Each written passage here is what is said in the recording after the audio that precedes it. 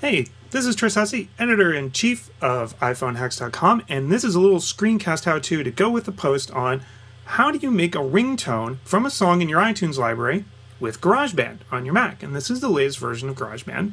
And this is a ringtone I just made, so I can show you what the end pro looks like from Adele's Waiting. And this is what it sounds like. I like the beginning, and I trimmed off a little because there's a little dead space, and with ringtones you do need to be cognizant of time because ringtones can either be 20 or 30 seconds-ish. I guess phone ringtones can be up to 40. Alerts can only be 20. I like picking 30. It seems to be a good thing for regular ringtones, and alerts, well, they should just be short anyway. Let me show you about how this interface in GarageBand works. So I have my track up here, and this yellow part is the loop. And if I move over, you'll see that the loop goes to, almost 30 seconds, right there. And if I drag it to the left or right, it extends the loop. And this button down here turns the looping on and off. And we'll want to do this when we're going to make our ringtone because it's a real pain to try to edit something when it keeps starting over from the beginning and then looping back. I've added a little fade out to my ringtone because that's what I like in my ringtones. I like them to fade out before they loop back up again.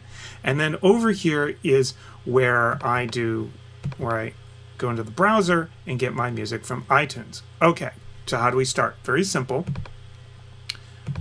Go to New, pick a new iPhone ringtone, and I just start with the example ringtone. We're going to delete just about everything in here anyway, but it's a nice place to start. So I'm going to create another ringtone based on the chorus of this song, and so I'm going to call it Adele Waiting 2. And I'm just going to create it, and there we go. So this, the yellow part, as you see, is pretty short, and I'm going to extend it right now to about 25 seconds-ish. Okay. And we're going to leave the track here for the moment. We are going to delete it. And I'm also going to turn the loop browser off. It still preserves what you set, but I'm just turning it off so we can edit. And I'm going back to my iTunes, scrolling down until I find the one I want.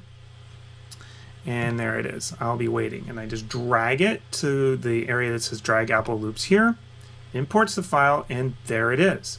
Now, I know that the part I want in this song is about minute 30 in. So I'm just going to zip over to that part.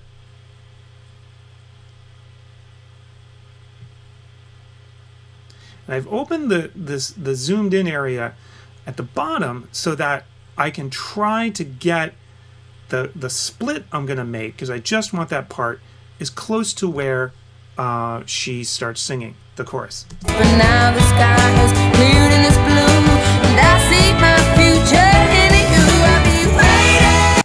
All right, so I saw that it's about there, and I'm going to see if we can make the cut right about here, because it looks like she's taking a breath. Sometimes it's a little tricky to get the jump in just the right place, and the trick here is you make sure your track is selected at the top. Command T to split it. Then I'm going to delete the left half because I don't need it, and drag the right half over to the beginning of my track. All right, so I'd start this back over from the beginning. I'm now going to delete my other track here. Just use the command delete, and it's gone. And let's just see.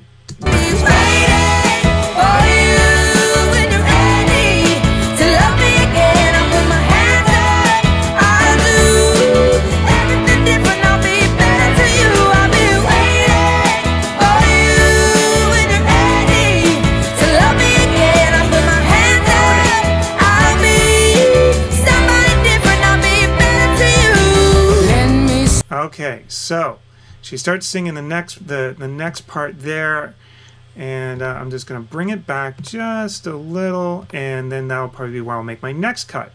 All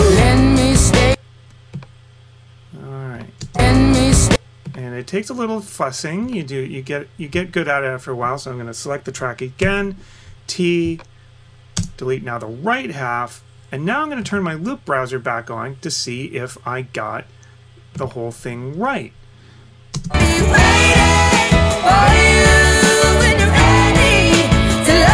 Now the trick is, I could make you listen to the whole song for a whole 20 some odd seconds, but I know the loop browser is pretty close, so what I'm going to do is I'm going to bring it to the end, and if I kept the loop browser on, I couldn't jump to the end. That's a little trick.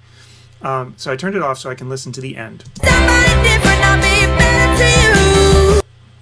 Alright, so that ends pretty abruptly, and I don't like that either. I'm sure you're going, ooh, that doesn't sound good, which is why I'm going to add a fade out. Now the default fade out, I think, fades out too early. So you just grab the little bean, little bobbly things here, and drag them to the right.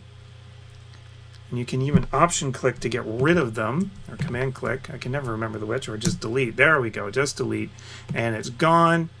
And because we only really need 3, sort of a beginning at 0.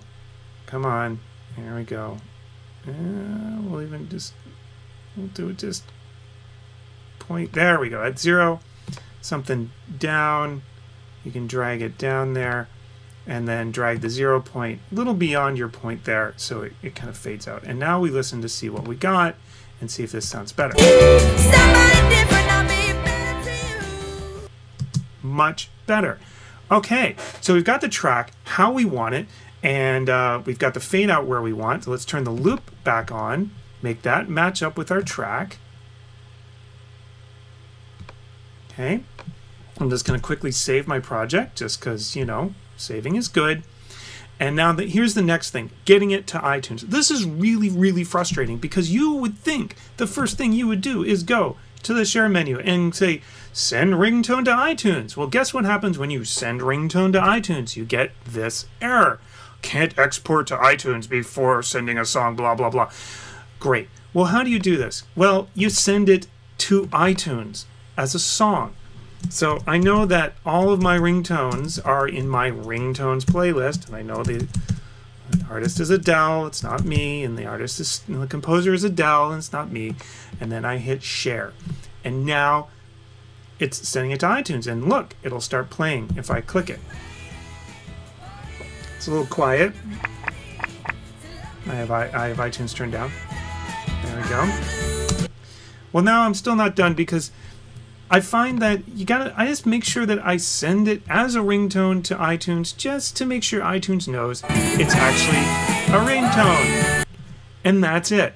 Okay, our ringtone is made. What's the last thing is just to hook up your iPhone or your iPhone or your iPad and sync it in. Make sure you have the tones synced, and then you just add it, just like you use the songs area, and you just add it. There it is, making a ringtone from iTunes and GarageBand for your iPhone.